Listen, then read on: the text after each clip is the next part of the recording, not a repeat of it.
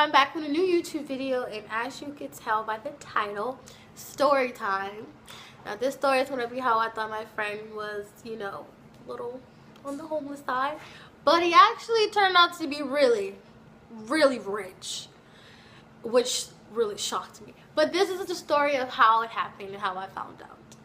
So what happened was, me and him were always together. We took 3 classes together. I will not mention his name, sorry. But me and him are still cool to this day. Anyway, and he was the nicest person ever. He wasn't from this country, but he could speak English very good. Very good. But anyway, so one fateful day, he said, "Hippie, you want to come to my house?" So, being me, I don't really care how you dress. I don't care where you come from. I don't care how you live in. As long as you're nice to me, I'm going to be nice to you regardless. I was always taught to never judge a book by its cover. I was always taught to never judge people. If someone's nice to you, you be nice back. Right, Nanny? Throughout this video, you're going to hear my nanny, so yeah. So, I was, yes, I did skip class. This is my freshman year. I did not have an off class. Reasons why my dumbass does not know math now. Shout out to you, bad decisions. But my teacher wasn't smart, so it wasn't like I learned anything. So, we get to the car. Now, he had an ordinary car. When I'm talking about an ordinary car, it wasn't brand new. It wasn't old. It was just right there, dab in the middle. The painting wasn't old. The painting wasn't new. The car didn't have like... I ain't got no neck. She ain't got no neck. Have like mildew stains on it. It was just an ordinary car. So we go in the car. Now keep in mind, this young man did blow. Y'all know what I mean. So the car stinks.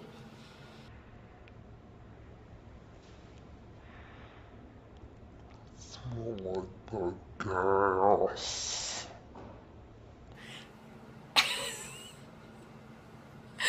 And so I had to air out the car because I was like, yo, there is no oxygen flowing up in here, bro. We gotta air it out. So we aired out the car. So it was me and about like 4 other friends that I knew.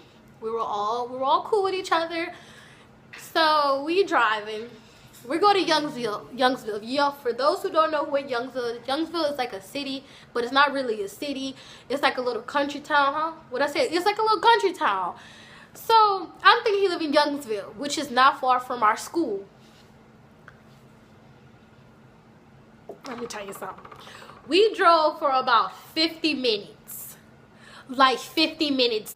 Now I'm like, yo, at this point, where are we going? Now, obviously, everybody else has been to this house before, and they all live in that central area, so they're not concerned. I don't live in this central area. I live on a whole nother side of town. I have never been in this deep in the country.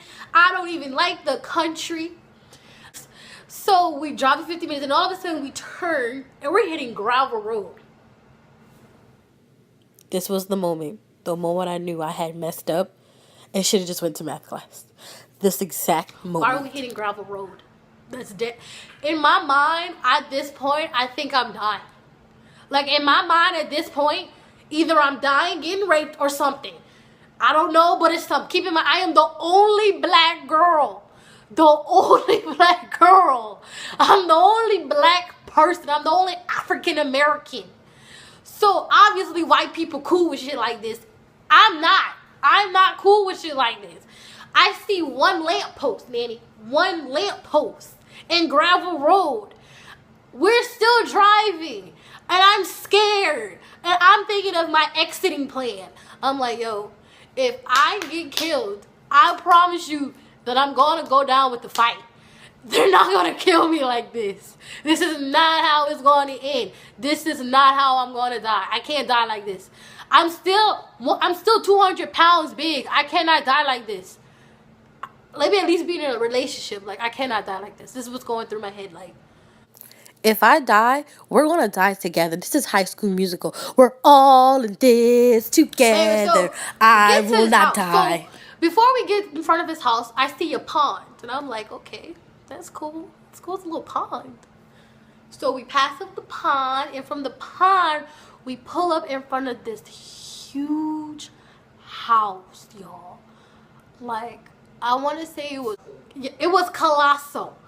Like, obviously the rest of the kids, you know, are used to that because they all have like colossal homes. I don't have a colossal home.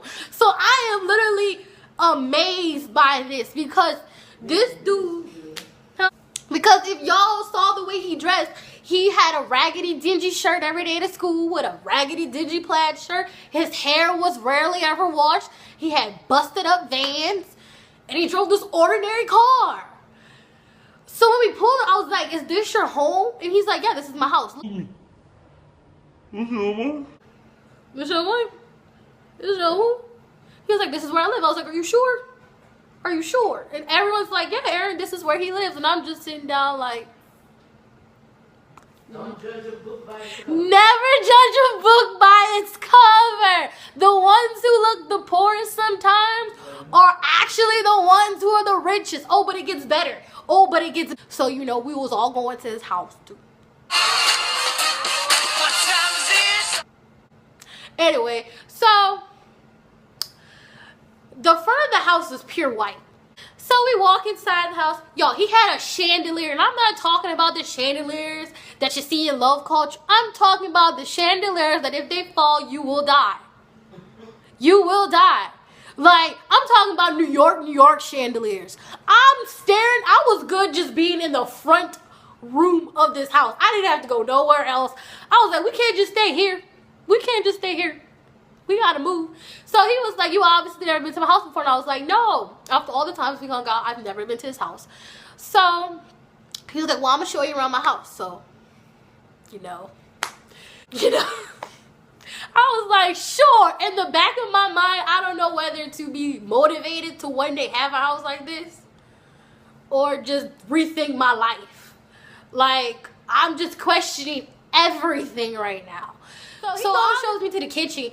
Y'all, they had an oak table, a long oak table. That was pure oak. I was fascinated with that table for like 15 minutes. I'm like, yo, this is oak. This is made out of oak tree. I was like, this table can possibly be older than me, my grandfather. That was a pure oak table. Pure oak. How do you get a table like that? It was rectangular? Yes!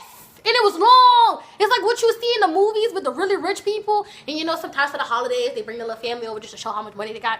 That's what they had. That is what they had. So, after he shows me that, we all exit to the backyard. Now we're going to the backyard, y'all. If you're friends with me, you know how much I love flowers. Like, I really love nature. I just don't like bugs. But I can't kill a bug because like I start crying. I want to have the funeral service for the bug. Yeah. You know, my self-conscience. So, we go outside, y'all. They done had the gardenings, the carnias, whatever. They had the little roses section. They had the tulips. They had the little flowers you could blow in like that. Y'all, everyone was just acting like this is normal.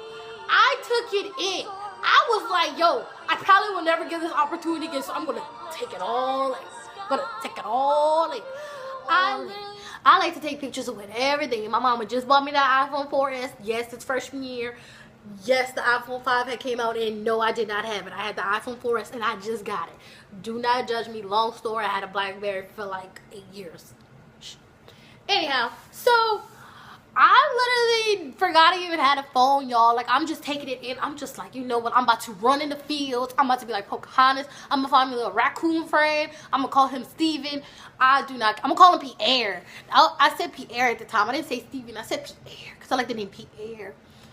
So, we're sitting down or whatever, and it's still taking me forever to roll my necessities up.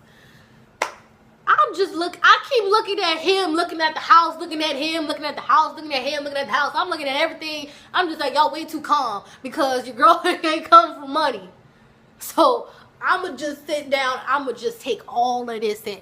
So, he's looking at me like, Aaron, why are you looking like that? I'm looking at him. I thought we was on the same level of brokenness. And he was like, no. He's like, I just don't care for clothes. He was like, I don't care what kind of car I drive. He was like, honestly, he's like, I don't really care for much material things. He was like, that's really boring to me. And I was just sitting down and I was like, are you happy? And he was like, I'm very happy with my life. He was like, I just don't care for material things. He said, yes, I have money and I'm grateful for it. But he was like, I just don't care for the fanciest clothes or the fanciest shoes or the nicest car. He was like, I can have it if I want it. But he was like, I just don't care for it. He was like, if you see my parents, you wouldn't tell they were rich neither. And I'm just sitting down, and then I realized that you don't always need material things to make you happy. Yes, being broke sucks. We understand that. But it's like, don't let the material things be the reason why you're happy. Like, he found happiness just in hanging out with his friends. Like, he didn't really care for the fancy things. And now I'm like that. I don't really care for the fancy things. As long as I'm content with my life and I'm happy, that's all I care about. I don't care if I have the finest jewelry. I don't care if I have the finest clothes. As long as my family's okay, I'm okay, and I'm happy, then that's okay. As long as God has blessed me with good health and just being with a peace of mind, it's okay if I don't have the nicest car or the finest clothes. Like, and that made me realize that ever since then, that's how I thought. You know, no matter how much money you have, it can never replace you just being happy with yourself and just being good.